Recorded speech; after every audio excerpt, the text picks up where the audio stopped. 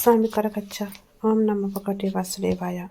ನಿಮ್ಮ ವ್ಯಕ್ತಿಯ ಮನಸ್ಸಿನಲ್ಲಿ ನಿಮ್ಮ ಬಗ್ಗೆ ಏನುಂಟು, ಈ ಸಂಬಂಧದಲ್ಲಿ ಏನು ಒಂದು ನೆಕ್ಸ್ಟ್ ಸಿಚುವೇಶನಲ್ಲಿ ಏನು ಒಂದು ಬದಲಾವಣೆಯನ್ನು ನೋಡುವ ಪ್ರಾರ್ಥನೆ ಮಾಡಿ ಅವರ ಹೆಸರನ್ನು ನೆನಪು ಮಾಡಿಕೊಂಡು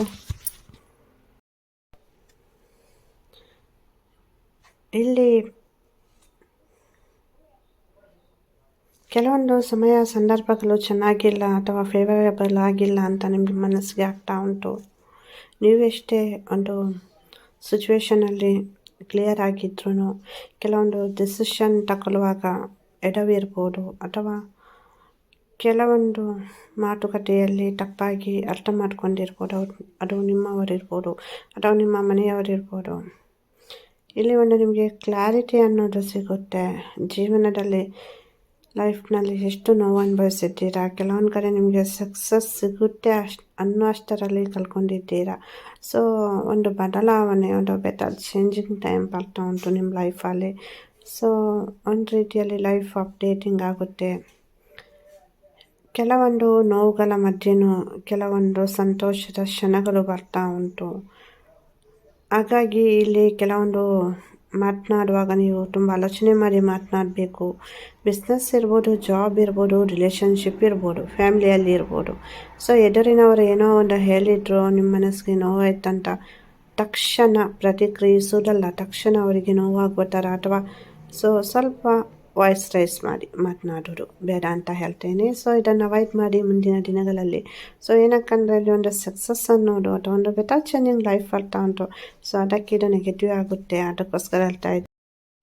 ಇಲ್ಲಿ ನೋಡಿ, ನೀವಂದರೆ ಒಂದು ರೀತಿಯಲ್ಲಿ ಯಾರೋ ಏನೋ ಅಂದ್ಕೊಳ್ತಾರೆ ಅಥವಾ ಇನ್ಯಾರೋ ನಿಮ್ಮ ಜೀವನವನ್ನು ರೂಲ್ ಮಾಡುವ ಥರ ಅಥವಾ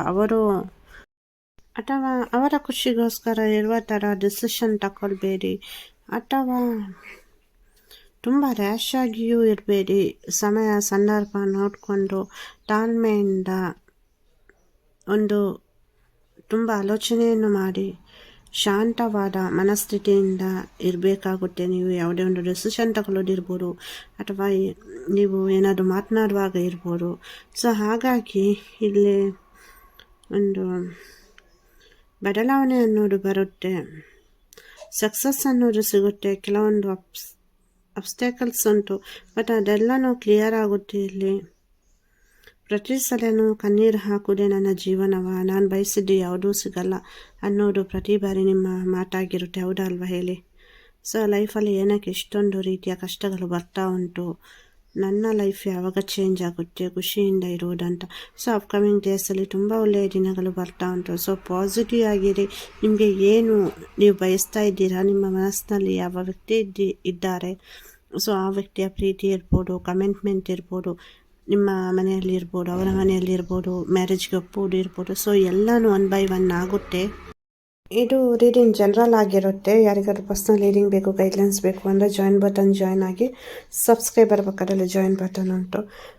ಇಲ್ಲಿ ನೋಡಿ, ಅಂದರೆ ನಿಮ್ಮ ಭಾರವಾಗಿ ಇವಾಗ ಯಾರು ಕೂಡ ನಿಮ್ಮ ಜೊತೆ ಇಲ್ಲ, ಅಥವಾ ಈ ಸಿಚುವೇಶನಲ್ಲಿ ನೀವು ಒಬ್ಬರೇ ಅಯ್ಯೋ ನನಗೆ ಯಾವ ಥರ ನಾನು ಸಮಾಧಾನ ಮಾಡ್ಕೊಳ್ಳಿ, ಏನಾಗುತ್ತೋ ಏನೋ, ಹತಾಶೆ, ಹುಡುಕ ಇಲ್ಲಿ ಅಂದರೆ ಸ್ವಲ್ಪ ಸಮಯದ ಹಿಂದೆ ಎಲ್ಲನೂ ಒಂದು ಹಂತದಲ್ಲಿ ಸರಿ ಇಟ್ಟು, ಬಟ್ ಇತ್ತೀಚೆಗೆ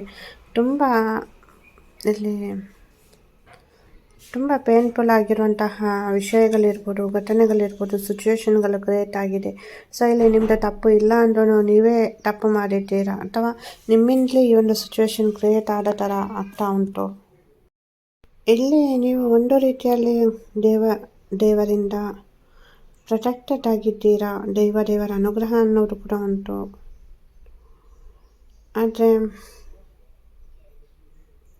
ನಿಮ್ಮ ಪರವಾಗಿ ಯಾರೂ ಕೂಡ ಇಲ್ಲ, ಅಥವಾ ನಿಮಗೆ ಏನು ಮಾಡಬೇಕು ಅನ್ನೋದ್ರ ಬಗ್ಗೆ ಕ್ಲಾರಿಟಿ ಇಲ್ಲ, ಆಲೋಚನೆ ಇಲ್ಲ, ಕನ್ಫ್ಯೂಷನ್ ತುಂಬ ಉಂಟು. ನೋವಿನ ನಡುವಲ್ಲೂ ಕೆಲವೊಂದು ಸಂತೋಷದ ಕ್ಷಣಗಳನ್ನು ಅನುಭವಿಸ್ಲಿಕ್ಕೆ ಆಗ್ತಾ ಇಲ್ಲ, ಅಥವಾ ಈ ಲೈಫು ಇಲ್ಲಿಗೇನೆ ಈ ಥರನೇ ಇರುತ್ತಾ, ಸೊ ಬದಲಾವಣೆ ಅನ್ನೋದು ಬರಲ್ವಾ, ಏನು ಮಾಡಲಿ, ಯಾರಿಗೂ ನಿಮಗೂ ಅಂದರೆ ನೀವು ಯಾವ ಥರ ಅಂದರೆ ಯಾರ ಮನಸ್ಸಿಗೂ ನೋವು ಕೊಡಲಿಕ್ಕೆ ನೀವು ಬಯಸಲ್ಲ, ಇಷ್ಟನೂ ಇಲ್ಲ ನಿಮಗೆ. ಬಟ್ ನಿಮಗೇನೆ ಎಲ್ಲ ಕಡೆಯಿಂದ ನೋವಾಗ್ತಾ ಉಂಟು, ಹೌದಲ್ಲ ಹೇಳಿ? ಯಾರು ಕೂಡ ನಿಮ್ಮನ್ನು ಒಂದು ಜೀವನನ್ನು ಅರ್ಥ ಮಾಡ್ಕೊಳ್ಳುವಂಥದ್ದಿಲ್ಲ ಅಲ್ಲ. ನಮ್ಮ ಹುಡುಗ ಅರ್ಥ ಮಾಡ್ಕೊಳ್ತಾ ಇದ್ರು, ಹುಡುಗಿ ಅರ್ಥ ಮಾಡ್ಕೊಳ್ತಾ ಇದ್ಲು, ಬಟ್ ಇವಾಗ ಅವರಿಗೂ ನನ್ನನ್ನು ನೋಡಿದರೆ ಆಗಲ್ಲ, ಇಲ್ಲಿ ಅವರು ಕೂಡ ಒಂಥರ ಹಿಂದೆ ಹೋಗುವ ಥರ ಅನಿಸ್ತಾ ಇರ್ಬೋದು. ಬಟ್ ಇದು ಸಿಚುವೇಶನ್ ಇಂಪ್ರೂವ್ಮೆಂಟ್ ಆಗುತ್ತೆ, ಒಂದು ಬದಲಾವಣೆ ಅನ್ನೋದು ಬರುತ್ತೆ. ಮತ್ತು ಪದೇ ಪದೇ ಈ ಒಂದು ಶಬ್ದನ ಮಂತ್ರವನ್ನು ಹೇಳ್ತಾ ಇರಿ. ಸೊ ಇದು ನಿಮ್ಮನ್ನು ಪ್ರೊಟೆಕ್ಟ್ ಮಾಡುತ್ತೆ, ಹಾಗೆಯೇ ನಿಮಗೆ ಕರೆಕ್ಟ್ ಡಿಸಿಷನ್ ತಗೊಳ್ಳಿಕ್ಕೆ ಇದು ಹೆಲ್ಪ್ ಮಾಡುತ್ತೆ. ಸೊ ಯಾವಾಗಲೂ ನೀವು ಒಂಟಿಯಾಗಿದ್ದೀರಾ ಅಥವಾ ನನಗೆ ಯಾರೂ ಇಲ್ಲ, ಸೊ ಇದೆಲ್ಲನೂ ಮನಸ್ಥಿತಿಯಿಂದ ಈ ಮಂತ್ರ, ಒಂದು ಶಬ್ದದ ಮಹಾಮಂತ್ರ ನಿಮಗೆ ಹೆಲ್ಪ್ ಮಾಡುತ್ತೆ. ಸೊ ಪರ್ಸನಲ್ ಪ್ರಾರ್ಥನೆ ಯಾರಿಗೆಲ್ಲ ಬೇಕೋ ಕಮೆಂಟಲ್ಲಿ ಹೇಳಿ. ಸೊ ಈ ಮಂತ್ರ ಬಂದುಬಿಟ್ಟು ಕ್ಲೀಮ್ ಕ್ಲೀಮ್ ಕ್ಲೀಮ್ ಕ್ಲೀಮ್. ನಿಮ್ಮ ಇಷ್ಟ, ಎಷ್ಟು ಬಾರಿ ಬೇಕಿದ್ರೂ ಜಪ ಮಾಡ್ಬೋದು. 3 ಬಾರಿ ಹೇಳ್ತೀರಾ, 9 ಬಾರಿ, 21 ಬಾರಿ, 108 ಬಾರಿ. ಸೊ ನಿಮ್ಮ ಇಷ್ಟ, ಎಷ್ಟು ಬಾರಿ ಬೇಕಿದ್ರೂ ಜಪ ಮಾಡಿ. ಸೊ ಇದು ನಿಮಗೆ ಒಂದು ರಕ್ಷಣಾ ಕವಚದ ದರ, ನಿಮಗೆ ಒಂದು ಧೈರ್ಯ ತುಂಬುತ್ತೆ, ನಿಮ್ಮೊಳಗೆ ಒಂದು ಆತ್ಮವಿಶ್ವಾಸವನ್ನು ತುಂಬುತ್ತೆ. ಅಥವಾ ನೀವು ಮಾಡುವಂತಹ ಈ ರಿಲೇಷನ್ಶಿಪ್ ಇರ್ಬೋದು, ಜಾಬ್ ಇರ್ಬೋದು, ಬಿಸ್ನೆಸ್ ಇರ್ಬೋದು, ಅದಕ್ಕೆ ಒಂದು ಪ್ರೊಟೆಕ್ಟಿವ್ ರೀತಿ ಅವರು ನಿಮಗೆ ಸಹಾಯ ಮಾಡ್ತಾರೆ.